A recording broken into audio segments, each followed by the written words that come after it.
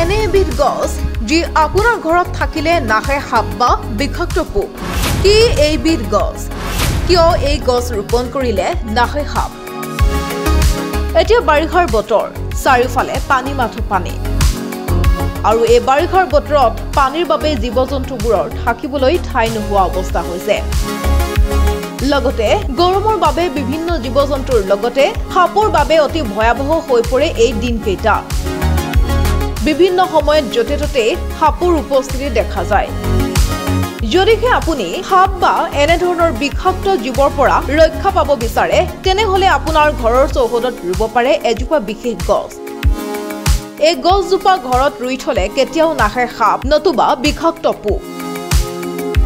এই গছসমূহ হৈছে marigold, allium, lemon grass, এগাফেণ্টাছ, হালধীয়া এংগাছ আদি গছ। এইসমূহ ঘৰত ৰোপণ কৰিলে ইয়াৰ পৰা ওলোৱা গোন্ধৰ ফলত কোনো ধৰণৰ সাপ নতুবা বিষাক্ত পোকে আপোনাৰ ঘৰত প্ৰৱেশ কৰিব নোৱাৰে। এই গছবোৰৰ আটাইতকৈ ভাল কথাটো হ'ল এই গছক বেছি সূৰ্যৰ পোহৰৰো প্ৰয়োজন নহয়। ছাঁ থকা ঠাইতে ই বৃদ্ধি পায়। সেয়েহে এনেধৰণৰ গছ ৰোপণ কৰিয়ে আপুনি সাপৰ আতংকৰ পৰা হাত সাৰিব পাৰিব। নিউজ ডেস্ক, প্ৰতিবিম্ব লাইভ।